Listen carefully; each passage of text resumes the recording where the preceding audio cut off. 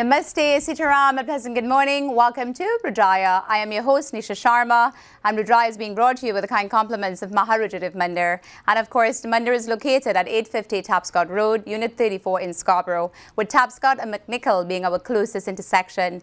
So today is a very special day. Last night we met at Maharudradev Mandir and celebrated Krishna Janam, and what an auspicious and wonderful occasion it was. So thank all of you for coming out and joining us in celebration of Krishna Janam. Tonight our yagna continues and tomorrow morning it concludes, and of course we're celebrating our 5th year at Maharudradev Mandir as well as our 5th year hosting Rudraaya. We'll now join our spiritual leader Pandit Ravi Sharma for our pravachan. Enjoy.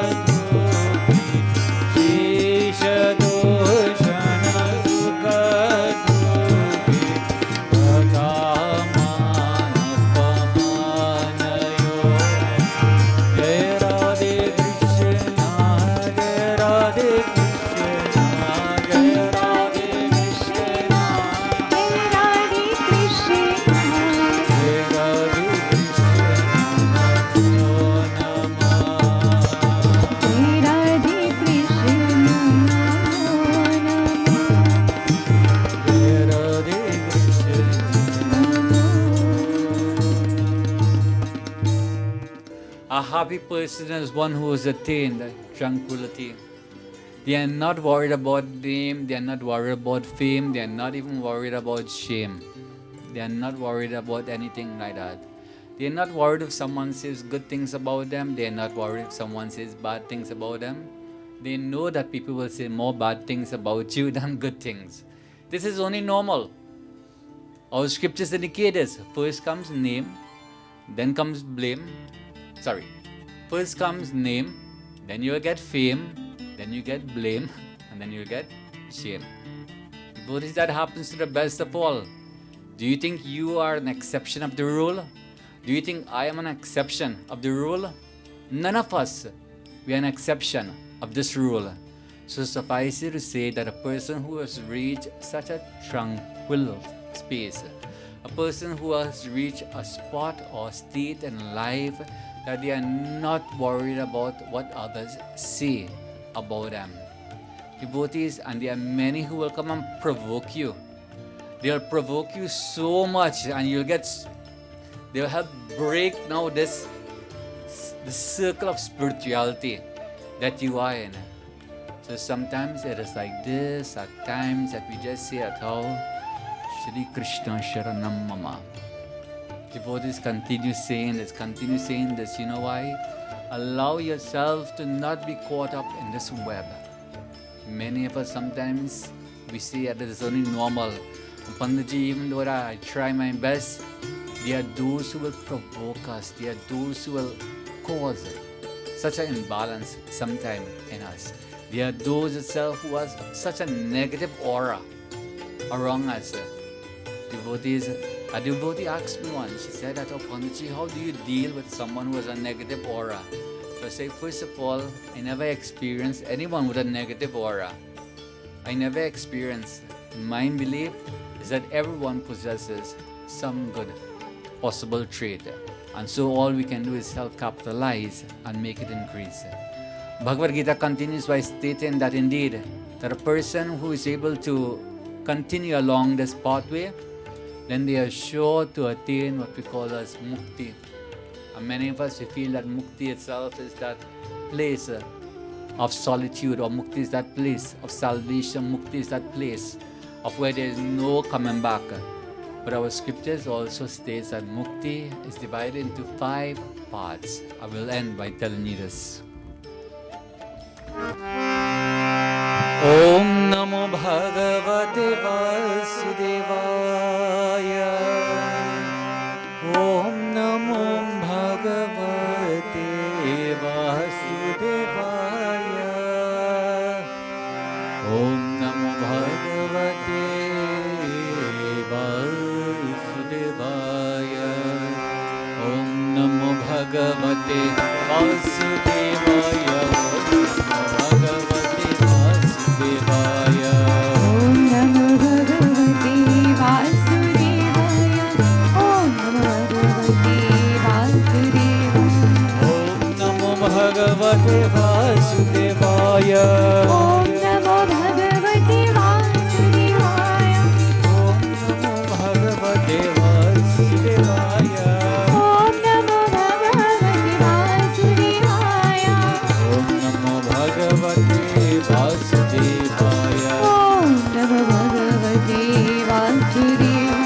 Salokya Sarshi Samibhya Sarubhaikatvam Papita Nityaman Jagrhanati Namastiva Nam Jagat Om Namo Bhagavate Vasudevaya. Om Namo Bhagavate Vasudevaya. Om Namo Bhagavate Vasudevaya. Om Namo Bhagavate Vasudevaya. Om Namo Bhagavate Vasudevaya. Om Namo Bhagavate Vasudevaya. Namo Bhagavate Vasudevaya.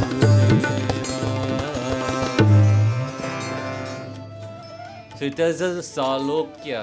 Salokya is a meaning that's living in the same planet as the Lord is considered as Mukti. Sastri. Sarshti itself means having the same opulence, having the same vigor itself as the Lord. Samipya, to become a personal associate of the Lord, like we were a personal friend, that we know that we can go and we can ask for something and we won't get turned down. Sarupya. Sarupya means having the same form, having the same body as that of the Lord. But Sarupya or Sarshti itself meaning having total emancipation in the Lord. So our scriptures, when it speaks about liberation, it breaks it down into all different ones. There's no one method, but it tells us one who will seek and one who will follow this principle. Indeed, such an individual is called as the one. Krishna himself, he allowed himself to be bound. Bala Gopal upon these two water vessels. And so as they bound him in such manner, his mother was busy looking after the affairs of the home, and Krishna was a mischievous child. And so baby Krishna himself, he began to pull upon this tree, began to pull upon this motor, and as he pulled upon it, he uprooted the two trees. And so it is said that it make a tumultuous sound, and has made a tumultuous sound. Two Gandharvas, Jai and Vijay, two Gandharvas came out from this and they praised Bhagavan Krishna, that Lord, you have liberated me. Devotees, all these were called as the pastimes, the Bala Charitra. Bal means young, Charitra means a sport. The sports of Krishna, of Bhagavan Krishna, when he was small.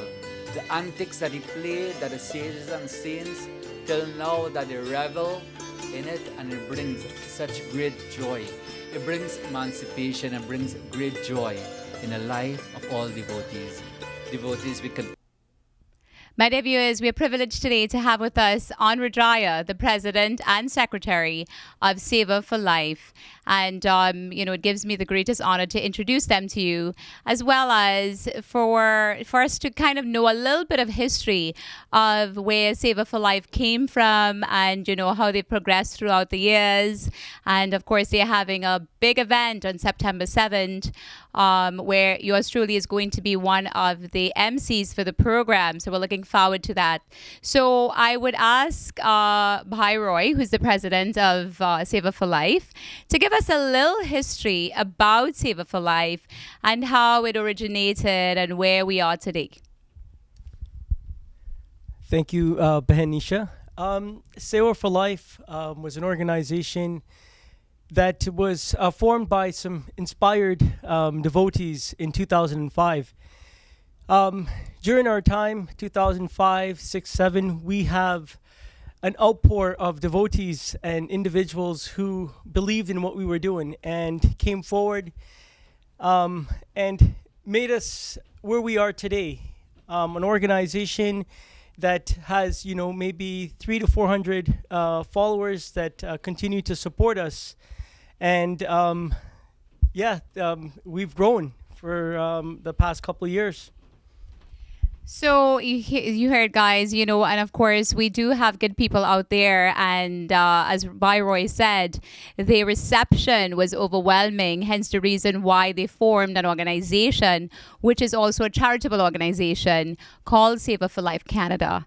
So, and Maharaja Mandir is proud to support this organization as well, and of course the upcoming event. And I know that you are working on a large project. The last event that I attended, you were in the process of building homes, and I believe your quota was 108 homes. Can you tell us a little bit about that? So our project of building 108 homes are for the families in Bihar, India.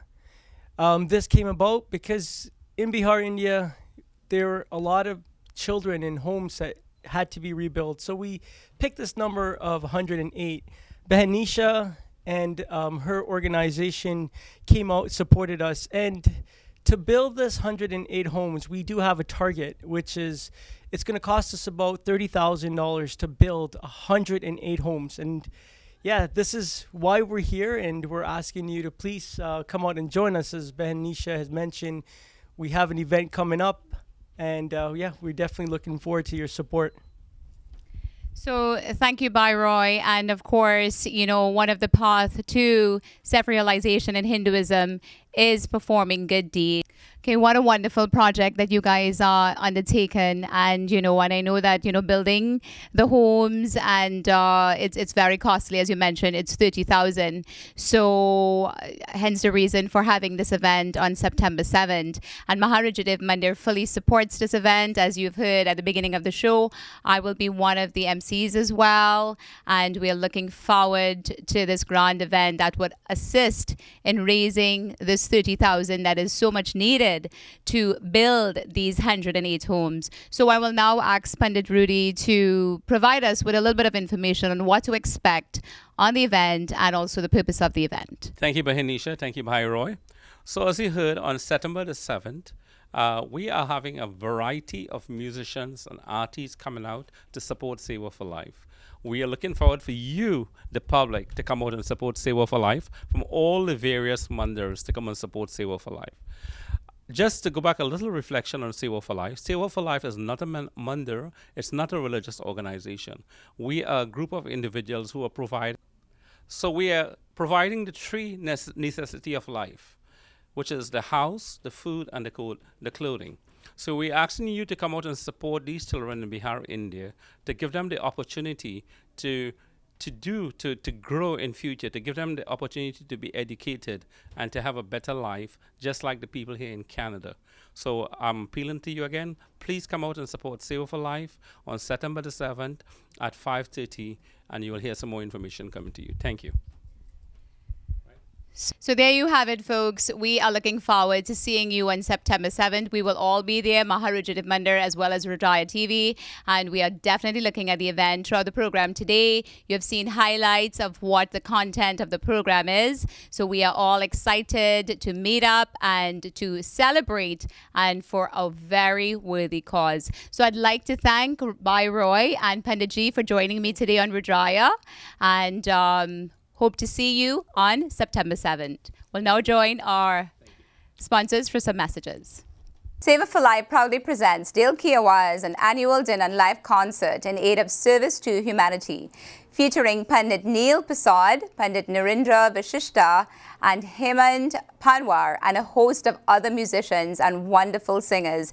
This is taking place at the Pearl Banquet Hall, 1638 Aimco Boulevard in Mississauga on Saturday, September the 7th. Tickets are only $40 and of course, kids are $20. So please, the information is on the screen. Please be sure to get your tickets because tickets are limited. We'll see you at Dil Ki Awaaz. Dear viewers, I hope you've enjoyed this morning's Katha and of course all the events that are happening across the GTA, including the Seva for Life event. And we are looking forward to seeing you next week on September 7th for that event. We'll now join our own Dr. Sachin Ramkisoon for our health segment.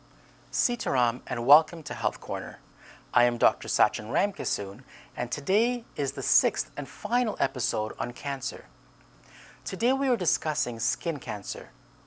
Skin cancer is one of the most common types of cancer, but the majority of skin cancer types are not dangerous and can be treated. There are three main types of skin cancers. Basal cell cancer is the most common type of skin cancer and usually appears on skin that is exposed to the sun. Commonly, this is the face, the neck, arms, and legs. Squamous cell cancer is the second most common type of skin cancer in Canada. This type of skin cancer can grow more quickly than basal cell cancer, sometimes over a few weeks or months. It is also seen on areas of the body that is exposed to the sun.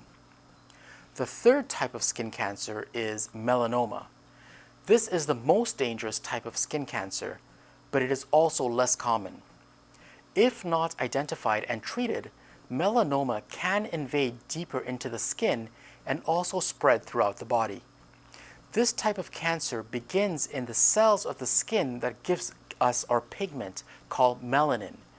It can appear on any part of the body and is also caused by sun exposure. It is easy to miss this type of cancer since it can appear in hard-to-see areas of the body, such as the back or between the toes or the soles of the feet, or even under fingernails. The key to treating these type of cancers is early detection. Early detection of these skin cancers has a very high rate of survival as they can be removed before they spread throughout the body. What makes the detection of skin cancers difficult is that we all have moles and other skin lesions that are not dangerous. So the question becomes, how can we differentiate between simple moles that are not dangerous and skin cancer? There is a very simple method of monitoring your skin lesions that have been shown to help people detect concerning skin lesions that may be cancerous. This is called the ABCDE of skin cancers. A stands for asymmetry. A simple benign mole is symmetric, while cancerous lesions are asymmetric. If you draw a line down the middle of the lesion, the two halves should be the same. If it is not, they are asymmetrical. B stands for border. A simple mole has clear, even borders. Skin cancers tend to have irregular or uneven border edges. C stands for color. Most simple moles are one color, often a darker shade of brown. Skin cancers tend to have a number of different colors and can be various shades of brown, black, blue, or red. D stands for diameter. Common moles are usually small and so have a small diameter size. Melanomas usually are larger in size, usually greater than 6 millimeters. An easy way to measure this is if the lesion is wider than the width of a pencil. E stands for evolving. Common moles look the same over time. They do not change much over the years. Skin cancers tend to grow and change shape or color. If you ever see a lesion or a mole that starts to evolve or change in any way, this needs to be investigated. If you do have a concerning lesion, your physician may do a biopsy sample to determine if it is skin cancer or not. Treatment of skin cancer may range from simple excision of the lesion to more invasive surgeries if it has spread locally. Skin cancer is related to sun exposure, so to reduce your chances of developing skin cancer, you should use sunscreen and protective clothing. And you should avoid getting sunburns, which has been associated with increased risk of skin cancer development. This is the conclusion of our 6-part series on cancer. We began with an introduction on what cancer is, followed by the more detailed discussions on colon cancer, breast cancer, lung cancer, prostate cancer, and finally skin cancer. I hope this series was helpful to you and increased your understanding of this important health issue. Thank you for joining me on Health Corner, and I look forward to speaking with you again next week on Rudraaya.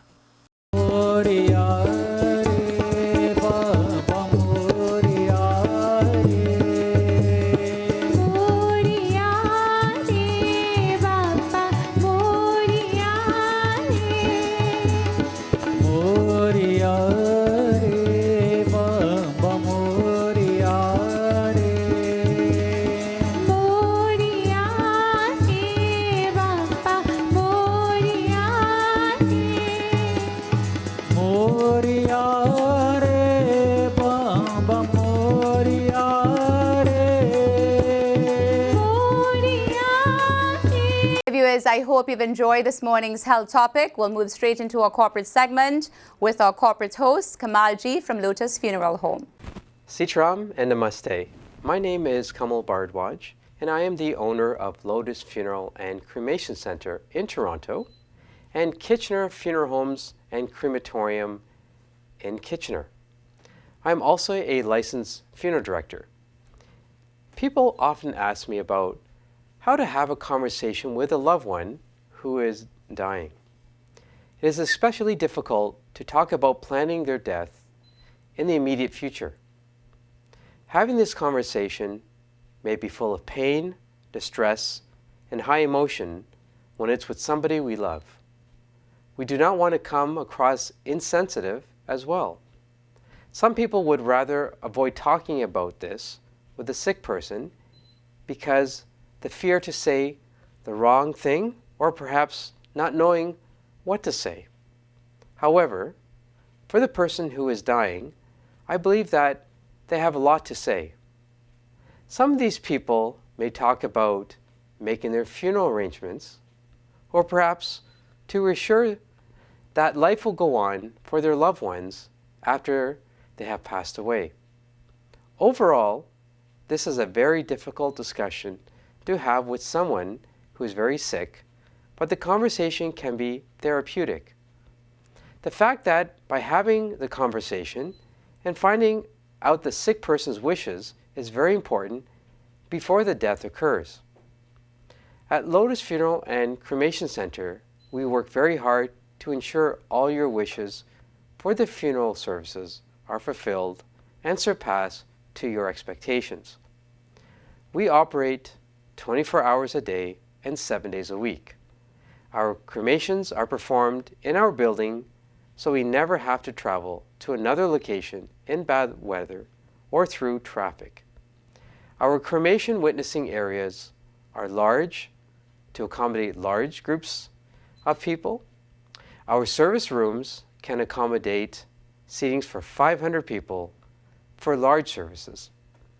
We are centrally located in Toronto, serving families from the East End to the West End. For Hindu families, we supply all the puja items, including fresh leaves, and kirtan groups if required. There is easy access from all highways for travel. For more information, please see me from the telephone number on your screen. Thank you for watching, and see you next week on Rudraaya. Sitram. Life is beautiful, but death is inevitable. I realized this when my dad passed away. So much pain, and amidst all this, the worry of arranging a funeral. Thankfully, in all this, Kamal stood by me. From the viewing to the cremation, he arranged it all at one location. Once someone is gone, they don't come back. But Lotus Funeral Home knows how to give them a respectable farewell. Lotus Funeral Home. Life must be celebrated.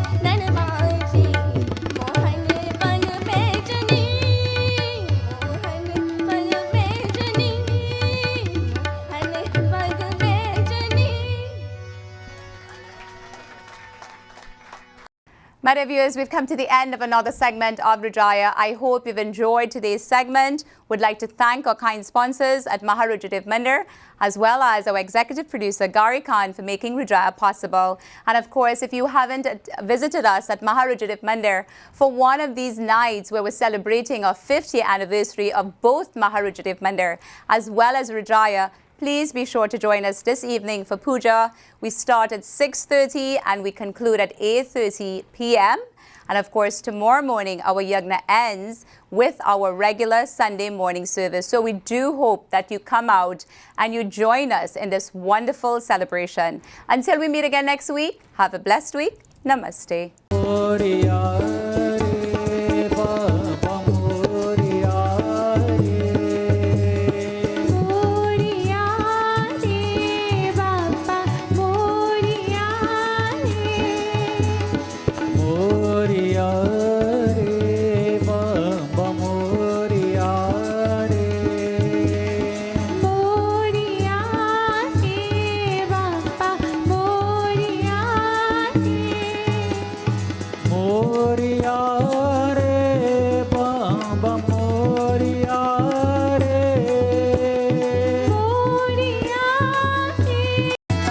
Shambhu Mahadeva, Shambhu Mahadeva, Shambhu Mahadeva, Shambhu Mahadeva.